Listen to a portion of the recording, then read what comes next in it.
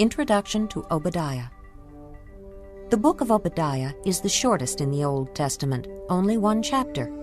We know little about its author, the prophet Obadiah, and the date is uncertain, falling either in 841 or 586 BC. But the prophecy is clear. The prophecy centers on the ancient feud between Edom and Israel. Edom bordered the land of Israel to the southeast.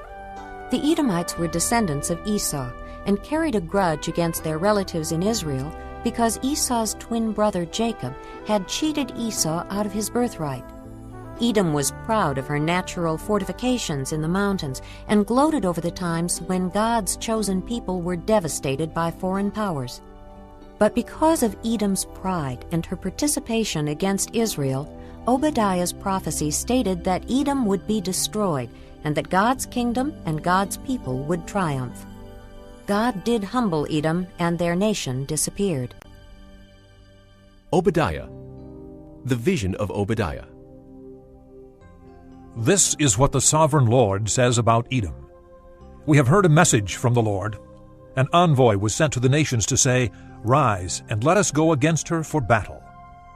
See, I will make you small among the nations. You will be utterly despised. The pride of your heart has deceived you, you who live in the clefts of the rocks and make your home on the heights, you who say to yourself, "Who can bring me down to the ground?" Though you soar like the eagle and make your nest among the stars, from there I will bring you down, declares the Lord. If thieves came to you, if robbers in the night, oh, what a disaster awaits you! Would they not steal only as much as they wanted? If grape pickers came to you, would they not leave a few grapes? But how Esau will be ransacked, his hidden treasures pillaged. All your allies will force you to the border.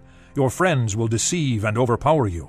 Those who eat your bread will set a trap for you, but you will not detect it.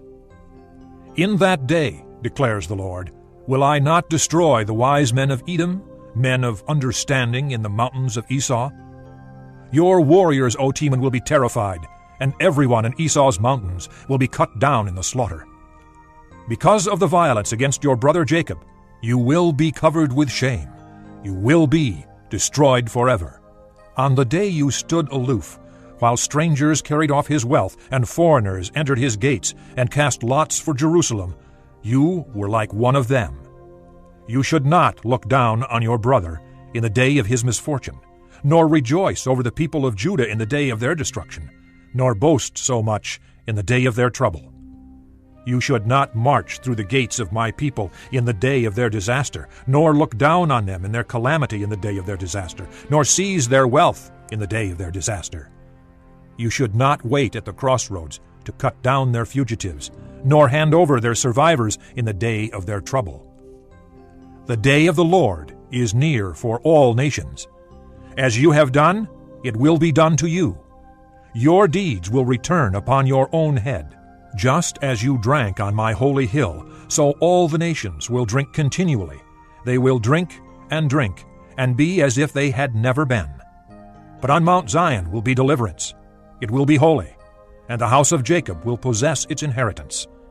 The house of Jacob will be a fire, and the house of Joseph a flame. The house of Esau will be stubble, and they will set it on fire and consume it. There will be no survivors from the house of Esau. The Lord has spoken. People from the Negev will occupy the mountains of Esau, and people from the foothills will possess the land of the Philistines. They will occupy the fields of Ephraim and Samaria, and Benjamin will possess Gilead. This company of Israelite exiles who are in Canaan will possess the land as far as Zarephath. The exiles from Jerusalem who are in Sepharad will possess the towns of the Negev. Deliverers will go up on Mount Zion to govern the mountains of Esau, and the kingdom will be the Lord's.